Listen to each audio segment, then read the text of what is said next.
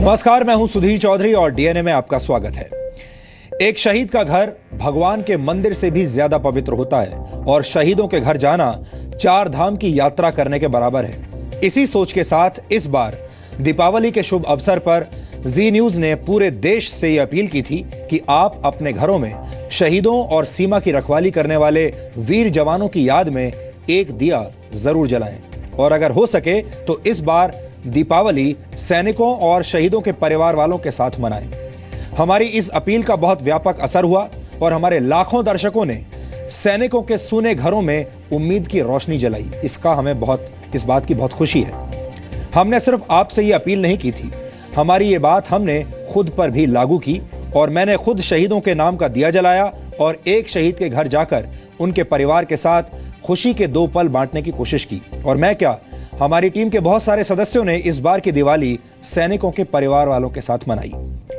अक्सर जवानों के शहीद होने की खबरें आंखों के सामने से गुजर जाती हैं और हम कभी भी इन खबरों की गहराई में नहीं जाते।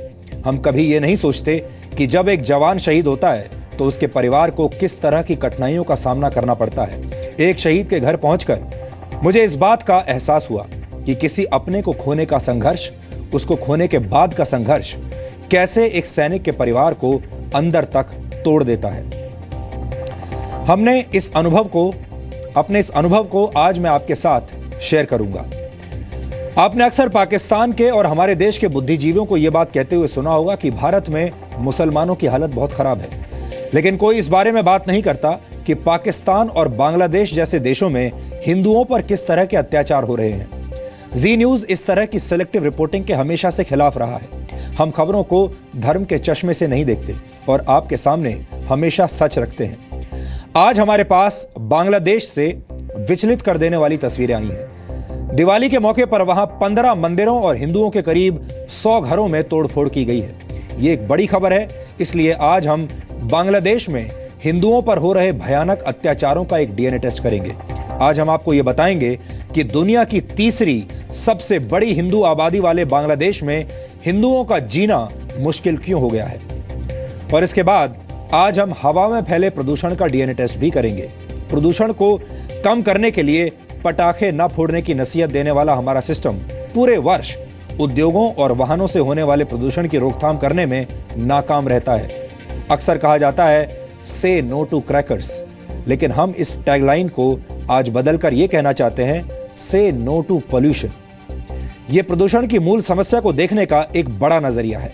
हम आंकड़ों के साथ इस मुद्दे पर आज आपके साथ एक संवाद करेंगे, लेकिन आज का डीएनए टेस्ट शुरू करने से पहले देखते हैं आज की तमाम बड़ी खबरें नॉनस्टॉप न्यूज में।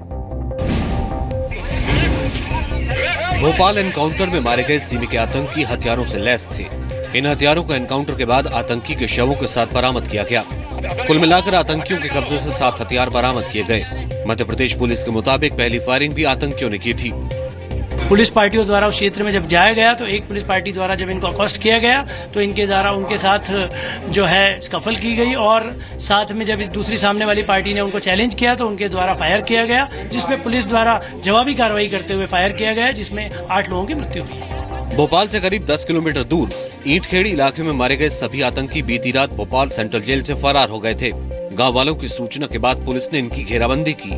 मारे गए आतंकियों में से 3 ऐसे भी थे जो पहले भी खंडवा जेल से फरार हो चुके थे। आतंकी जेल की सुरक्षा में तैनात हेड कांस्टेबल रमाशंकर यादव का गला रेत कर जेल से भागे थे। मध्य प्रदेश सरकार जेल से भागने की घटना की जाँच NIA से कराएगी। जेल की सुरक्षा में लापरवाही के लिए DIG समेत 4 अधिकारियों को सस्पेंड किया गया है। भोपाल सेंट्रल जेल से फरार सिमी के आतंकियों के एनकाउंटर पर कांग्रेस ने सवाल उठाए हैं। पार्टी नेता दिग्विजय सिंह ने कहा है कि ये कैदी जेल से भागे हैं या किसी योजना के तहत भगाए गए हैं, इसकी जांच होनी चाहिए। अचानक ये चले गए ऐसी जेल से जो एक हाई सिक्योरिटी जेल है और कुछ घंटों में उनको केवल पकड़ा नहीं, उन्हें मार दिया। तो इस पर पूरी जांच, एक फेयर जांच होनी चाहिए कि किस हालात में वो गए, भागे और किस हालातों में उन्हें मार गिराया। लेकिन खुद कांग्रेस के ही ज्योतिरादित्य सिंधिया ने इस एनकाउंटर के लिए पुलिस की तारीफ की। आज के दिवस पर मैं मध्य प्रदेश के पुलिस कर्मियों को साधुवाद और धन्यवाद देना चाहता हूं कि जिस तरीके से बहादुरी से उन्होंने उनका सामना किया और आतंकवादियों का खात्मा हुआ है। इसमें कोई दो राय नहीं है कि मध्य प्रदेश की पुलिस फोर्स पूरी मुस्तैदी से उन्होंने जल्द से जल्द होकर उन्होंने कार्य किया है। केंद्रीय मंत्री जितेंद्र सिंह ने कहा कि इस एनकाउंटर को लेकर जल्दबाजी में कोई बयान नहीं दिया जाना चाहिए। No, I don't think we need to actually comment or tend to draw conclusions or be judgmental on the functioning of the security forces or security agencies or the investigating agencies. I think it's best left to them. Jammu Kashmir के राजौरी में पाकिस्तान की गोलीबारी में सेना का एक जवान शहीद हो गया, जबकि गंभीर रूप से घायल एक जवान को उधमपुर अस्पताल में भर्ती कराया गया है। राजपूत बटालियन के शहीद जवान छेलूराम राजस्थान के खेतड़ी के रहने वाले थे। पाकिस्तान की तरफ से हो रही गोलीबारी में पिछले 10 दिन में भारत के 10 जवान शहीद हो चुके हैं। जम्मू कश्मीर के माछिल सेक्टर में शहीद बीएसएफ जवान नितिन सुभाष का आज पूरे राजकीय सम्मान के साथ अंतिम संस्कार किया गया। शहीद नितिन महाराष्ट्र के सांगली के रहने वाले थे, जहां उनके गांव में लोगों ने उन्हें आखिरी विदाई दी। दिल ये भी कहता है कि नितिन का ये जो वीर मरण है, ये जो बलिदान है, वो बलिदान इस गांव का एक इतिहास बनाएगा। पाकिस्तान ने आज फिर सीजफायर का उल्लंघन किया। जम्मू कश्मीर में मेंढर सेक्टर में पाकिस्तानी गोलीबारी में एक महिला की मौत हो गई, जबकि राजौरी में एक महिला गोलीबारी में घायल हो गई। महिला को अस्पताल में भर्ती कराया गया है। बालाकोट इलाके में रुक रुक कर लगातार फायरिंग हो रही है। आरएसपुरा सेक्टर में बीती रात से गोलीबारी जारी है। पाकिस्तान रेंजर्स ने कल रात जम्मू कश्मीर के सुचेतगढ़, हीरानगर सेक्टर और पुंछ में भी गोलीबारी की और मोर्टार दागे। पाकिस्तान ने रिहायशी इलाकों को निशाना बनाया और बीएसएफ ने पाकिस्तानी गोलीबारी का मुंहतोड़ जवाब दिया।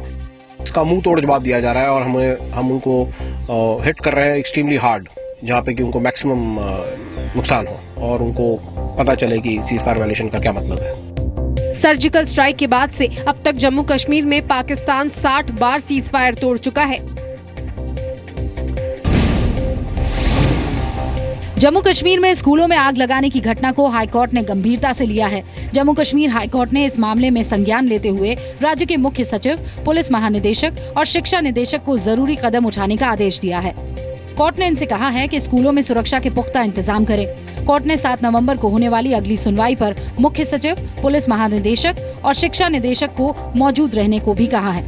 पिछले 1 महीने में राज्य के 27 स्कूलों में आग लगाई गई है। देखिए, ये जो अलगाववादी है, ये मध्यकालीन जो है युग की तरफ लोगों को धकेल रहे हैं। यहाँ पर जो है पढ़ाई के लिए कोई जगह नहीं है, औरतों के लिए कोई जगह नहीं है, उनके कोई राइट्स नहीं है। सरकार ने जजों की फोन टैपिंग के दिल्ली के सीएम अरविंद केजरीवाल के आरोप को बेबुनियाद बताया है। गृह मंत्रालय ने कहा है कि फोन टैपिंग की बातें बेबुनियाद है। केजरीवाल ने यह आरोप दिल्ली हाईकोर्ट के 50 साल पूरे होने के कार्यक्रम में पीएम मोदी की मौजूदगी में लगाया था।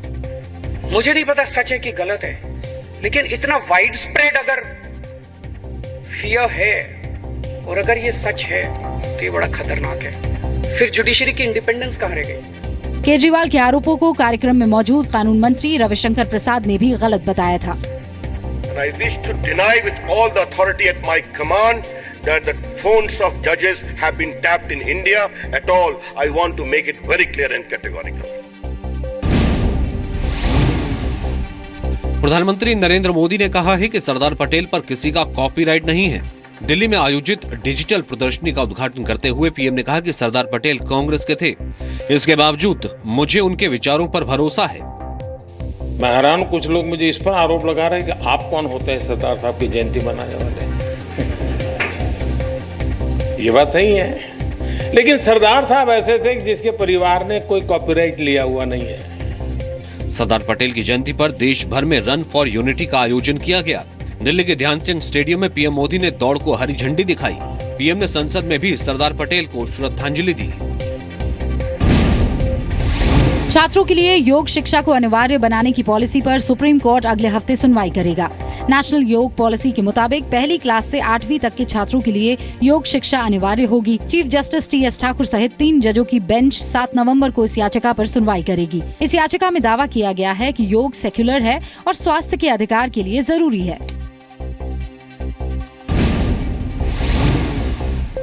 भारत की एनएसजी सदस्यता पर आज बीजिंग में भारत और चीन के परमाणु विशेषज्ञों के बीच दूसरे दौर की बातचीत हुई। सूत्रों के मुताबिक दोनों देशों के बीच एनएसजी के विस्तार को लेकर ठोस और रचनात्मक बातचीत हुई। बातचीत में भारत ने जोर देकर कहा कि परमाणु अप्रसाद पर भारत का रिकॉर्ड सबसे बेहतर है। दोनों देशों के बीच पहले राउंड की बातचीत 13 सितंबर को दिल्ली में हुई थी। इससे पहले चीन 2 बार एनएसजी में भारत की एंट्री पर रोक लगा चुका है। चीन की शर्त यह है कि एनएसजी में भारत की सदस्यता से पहले एनपीटी पर हस्ताक्षर करना जरूरी है।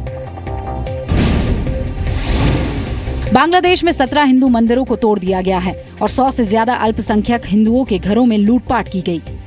बांग्लादेश के ब्राह्मणबरिया में 30 अक्टूबर को 15 मंदिरों में तोड़फोड़ की गई और माधवपुर इलाके में भी 2 मंदिरों को नुकसान पहुंचाया गया। मंदिरों को नुकसान पहुंचाने के आरोप में पुलिस ने 6 लोगों को गिरफ्तार किया है।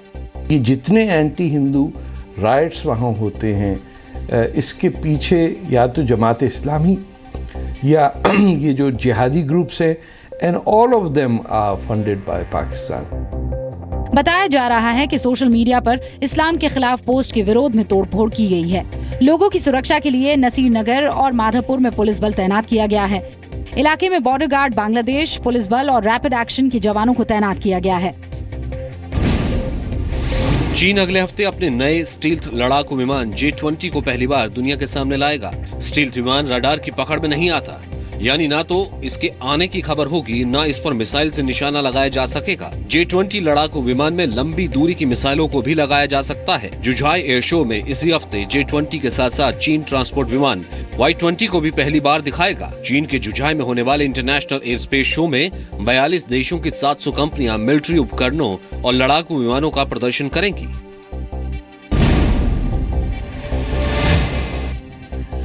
आज डीएनए में खबरों के विश्लेषण की शुरुआत मैं एक कविता की भावुक कर देने वाली पंक्तियों से करना चाहता हूं। यह विश्लेषण कुछ खास है।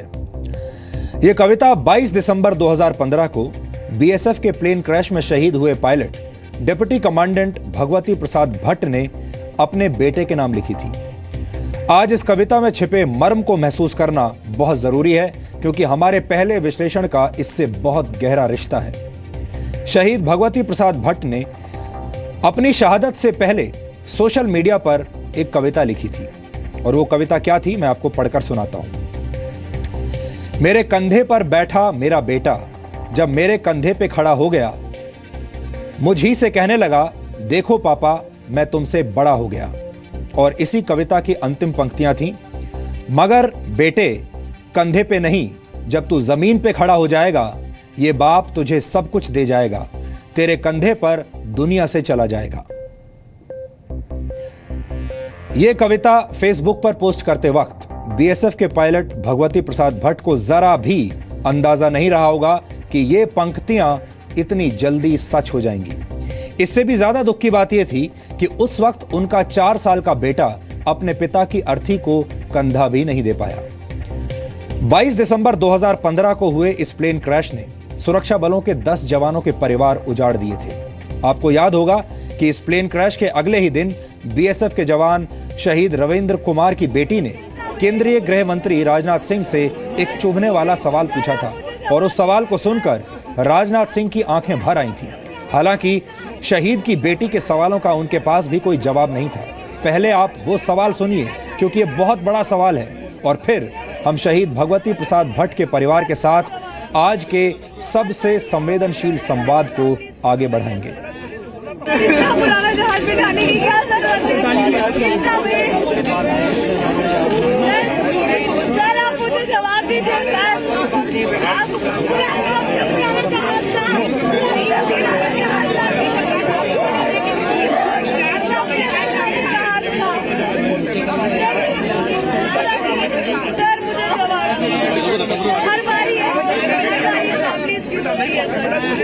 हर बार एक सिपाही की फैमिली क्यों रोती है सर? कितना बड़ा सवाल है ये।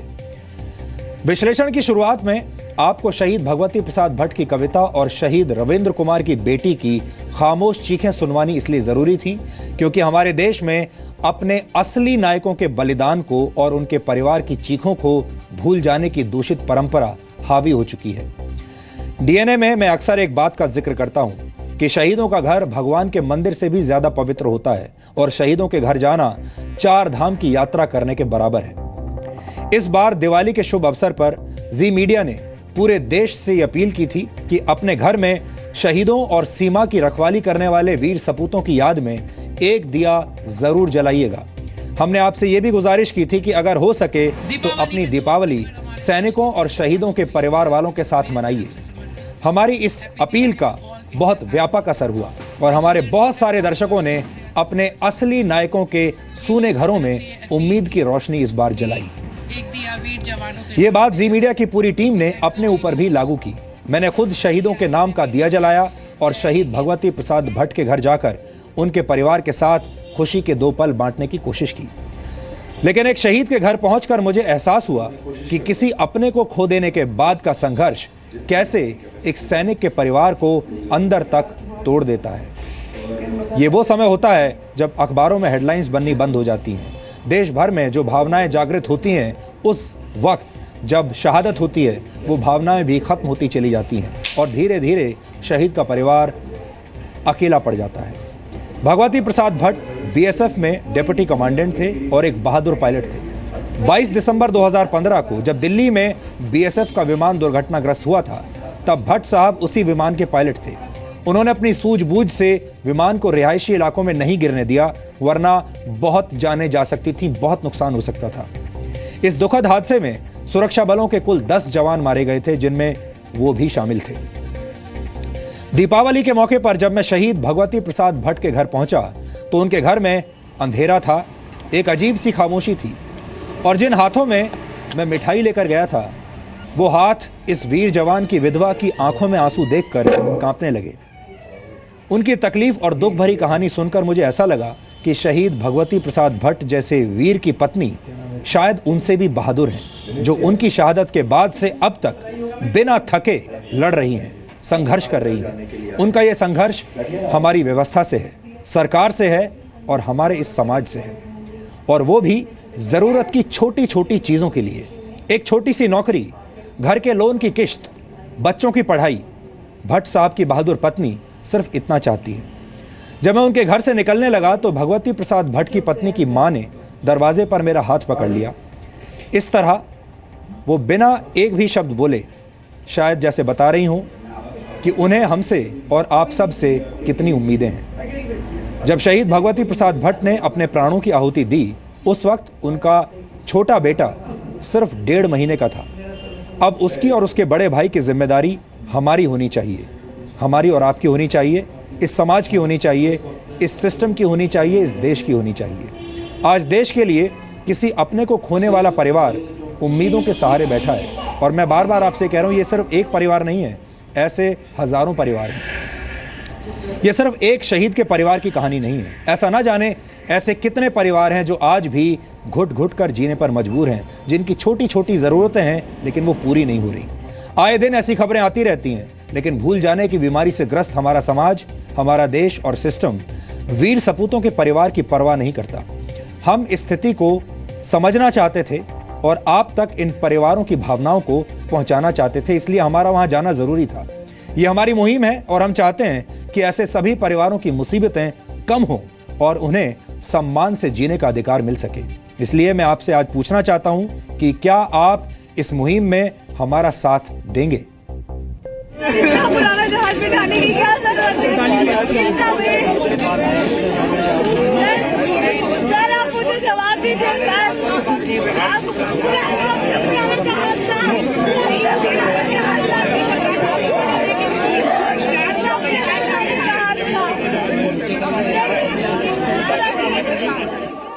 एक शहीद की बेटी के सवाल अक्सर जवाबों पर हावी हो जाते हैं। सर मुझे जवाब दीजिए। हर बार एक सिपाही की फैमिली क्यों रोती है सर? क्यों सर? सरकार, सिस्टम और समाज के पास भी अक्सर ऐसे सवालों का कोई जवाब नहीं होता।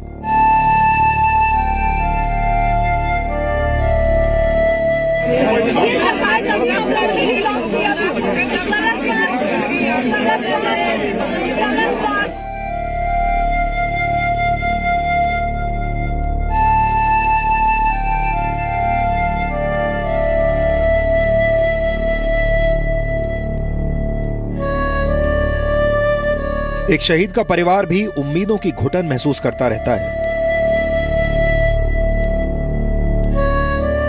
लेकिन सिवाय आंसुओं के उसे कुछ मिलता नहीं।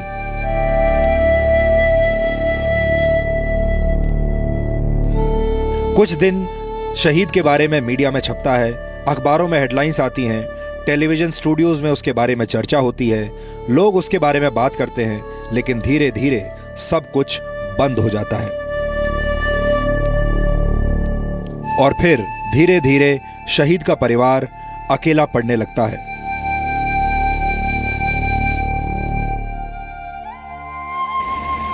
एक शहीद के परिवार की आंखों में आंखें डालकर उनकी पीड़ा महसूस करने के लिए मैं बीएसएफ के प्लेन क्रैश में शहीद हुए pilot deputy commandant Bhagwati Prasad Bhatt के घर पहुंचा।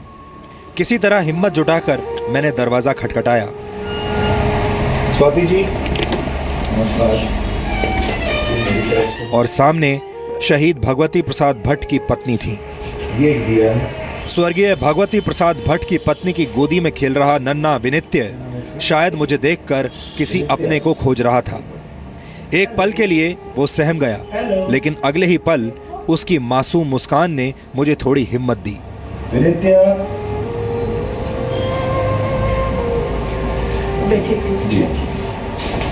घर में और कोई नहीं है? घर के बच्चों को देखकर ऐसा लगा जैसे उनके घर में ज्यादा मेहमान आते जाते नहीं हैं। तो बुलाइए ना, सबको बुलाइए। मुझे जानते हैं आप? हाँ जी, बिल्कुल बिल्कुल। कैसे नहीं जानते हैं, बिल्कुल जानते हैं। इससे पहले कि मैं कुछ सोच पाता, भगवती प्रसाद भट्ट की पत्नी की मां के दर्शन हुए। कैसी हैं आप? मैं अपने कदम रोक नहीं पाया और उनका आशीर्वाद लेने के लिए उनके पास चला गया। बैठिए आप। नहीं, आप बैठिए, आपकी बात बैठिए। मुझे इस वक्त ऐसा लग रहा था जैसे समय रुक सा गया हो।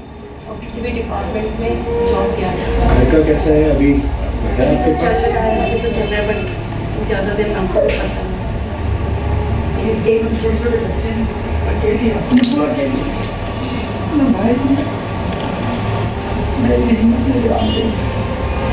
मेरे पास कहने के लिए कुछ खास नहीं था, लेकिन मैं सुनना जरूर चाहता था। मैं चुपचाप एक जगह बैठकर उनकी आप बीती सुनता रहा।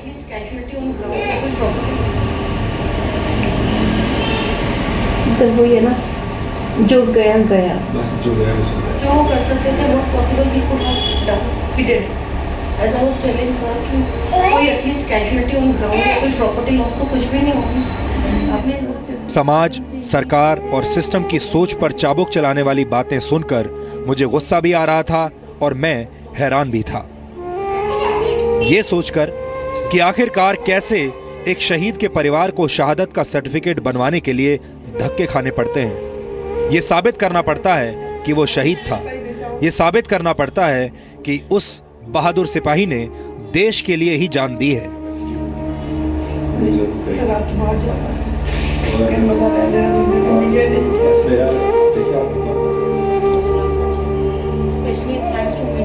जो चला गया उसके बाद जो पीछे रह गए, एटलीस्ट उनकी तरफ तो देखिए। उनका तो आप सोचिए कि बच्चे हैं, फैमिली है, पेरेंट्स हैं, उनके प्रति तो कोई तो जिम्मेदारी उठाए, कोई तो करे। उस इंसान ने अपना कर्तव्य निभाया, आप तो देखिए पीछे।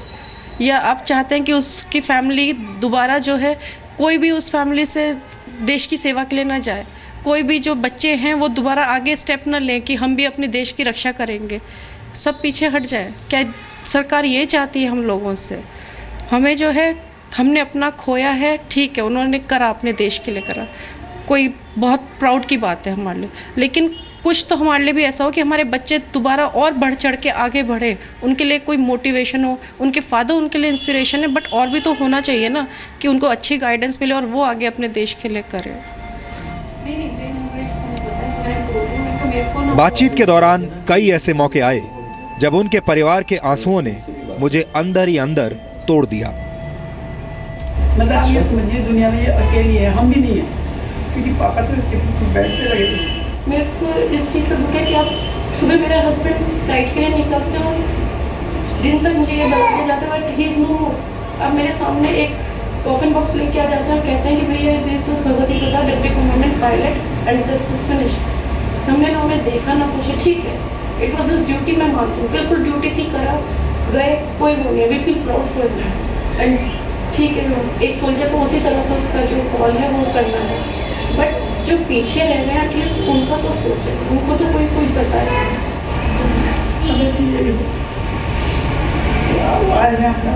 भगवान ने भेजता ही भेजा हो। इस दौरान नानी की गोद में नन्हा विनित्य लगातार रोता जा रहा था।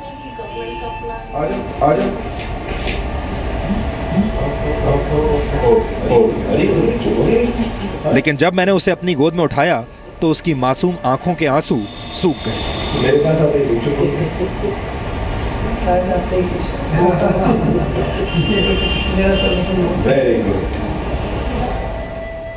विनित्य और उसका बड़ा भाई इस परिवार की आंखों का तारा है और आगे चलकर इन्हीं दोनों के कंधों पर अपनी माँ और नानी का ख्याल रखने की पूरी जिम्मेदारी है। लेकिन ये दोनों सही सलामत रहें, इन दोनों की परवरिश ठीक से हो, इसकी जिम्मेदारी किसकी है? क्या ये जिम्मेदारी देश की नहीं होनी चाहिए?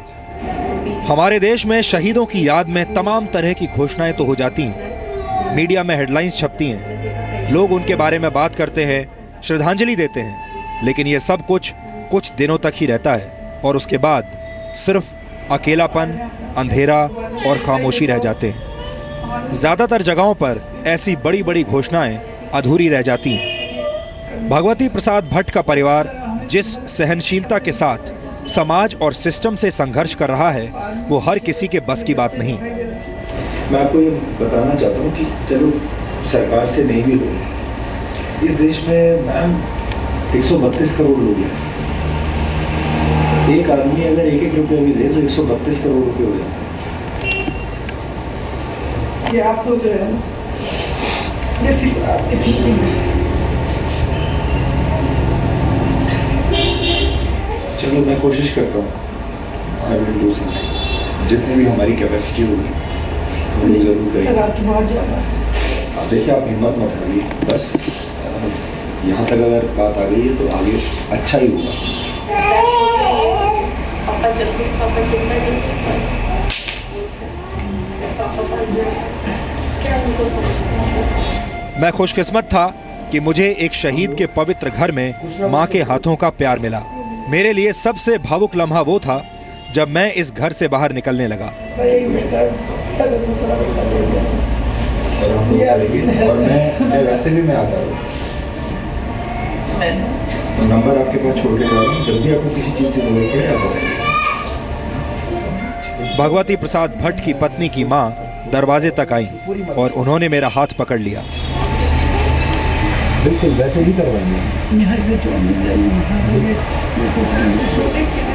यकीन मानिए, ये शायद मैं अपनी जिंदगी में कभी भूल नहीं पाऊंगा, क्योंकि इस माँ ने एक झटके में मुझे अपना बेटा बना लिया। इस माँ को हमसे बहुत उम्मीदें हैं और शायद आपसे भी, इस देश से भी। भगवती प्रसाद भट्ट के घर से मैं यही सोचते हुए बाहर निकला कि जो देश की रखवाली करते हुए अपनी जान की परवाह नहीं करते, कम से कम देश उनके परिवार की चिंता तो कर ही सकता है।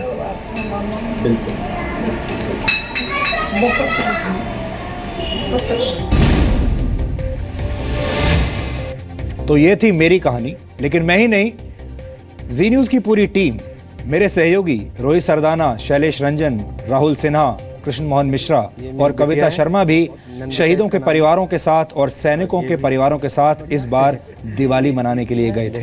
इनसे मिले। हेलो बेटा। अच्छा, दो दीदी को विश करो। Happy Diwali to you. ये कार्ड लेके आइए, देखो आपके लिए। I feel that he will get this promotion. नहीं, फादर ठीक कहते हैं, फादर की बात।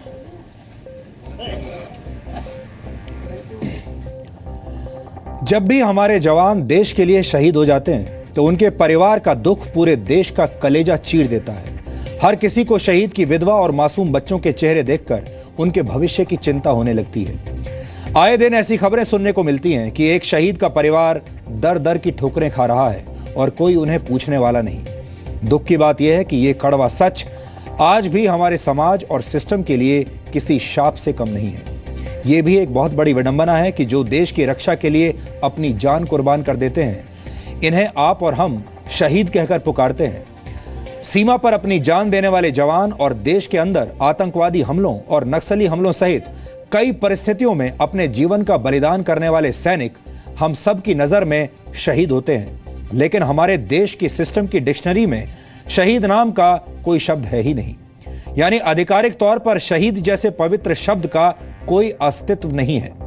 दिसंबर 2015 में केंद्रीय गृह राज्य मंत्री किरण रिजिजू ने लोकसभा में एक सवाल का जवाब देते हुए कहा था कि सेना के लिए शहीद शब्द को परिभाषित नहीं किया गया है। ठीक इसी तरह सेंट्रल आर्म्ड पुलिस फोर्स और असम राइफल्स में तैनात जवानों की मौत के बाद भी उनके लिए शहीद शब्द के इस्तेमाल को परिभाषित नहीं किया गया है। जबकि इसी वर्ष 18 अक्टूबर को दिल्ली हाईकोर्ट में जस्टिस इंदिरा बनर्जी और वी कामेश्वर राव की बेंच ने पैरामिलिट्री फोर्सेस को शहीद का दर्जा दिए जाने पर टिप्पणी की थी।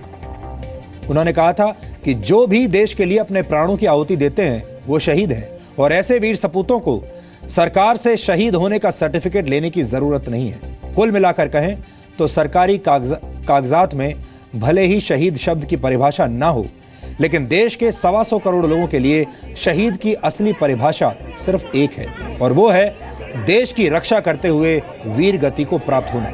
हमें लगता है कि अगर एक सैनिक देश के लिए शहीद हो सकता है तो फिर देश को भी ये सुनिश्चित करना होगा कि शहीदों के परिवार सम्मान के साथ अपना जीवन जी सकें।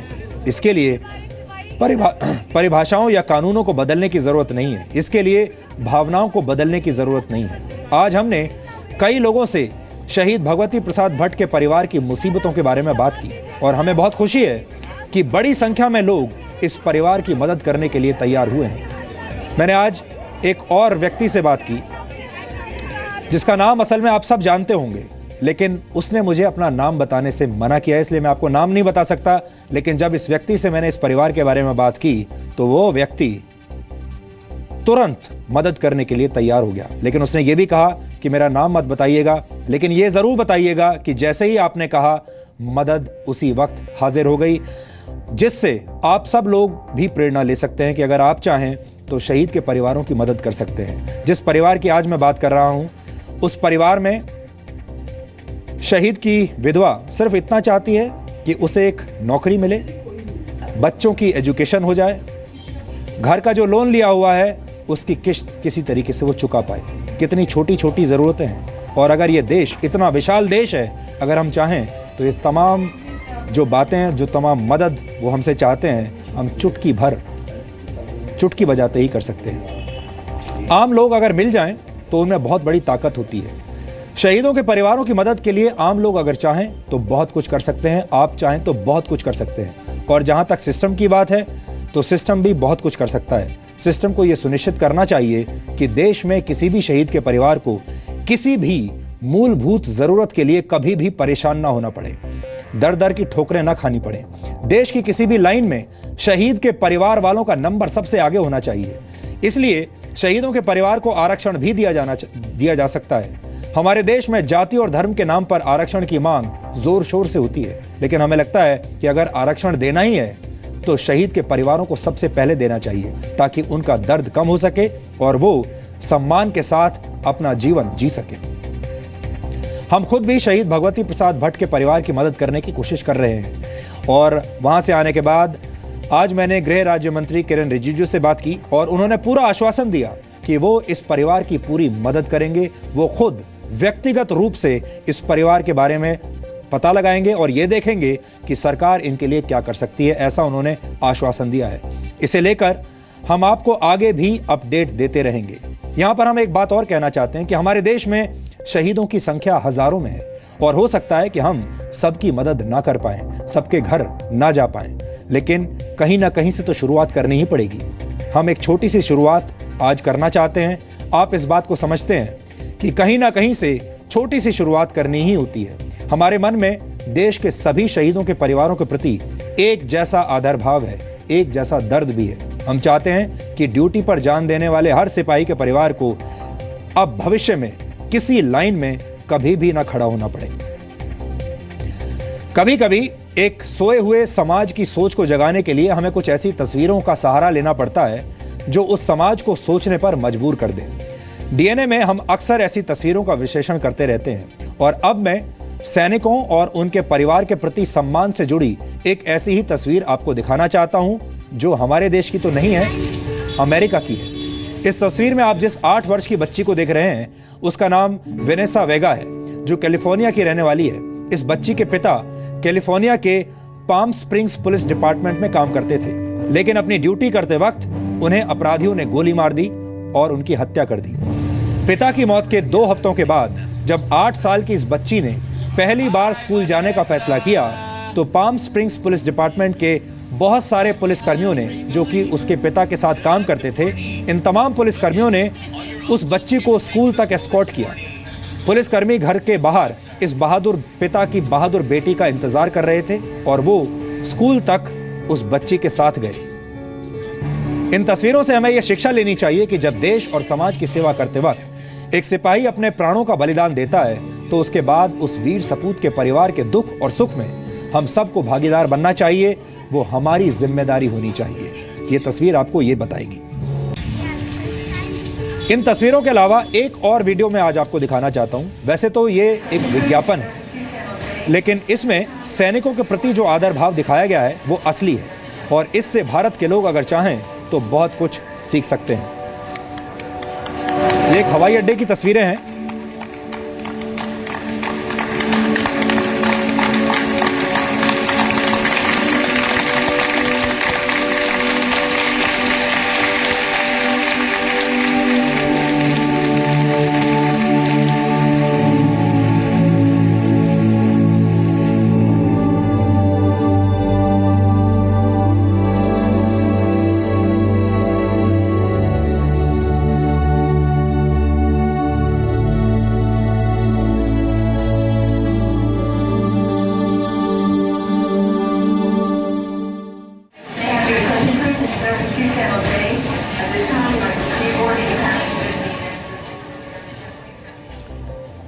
तो आज हम आपसे एक संवाद करना चाहते थे, आपसे ये कहना चाहते थे कि अपने देश में स्थितियों को बदलिए।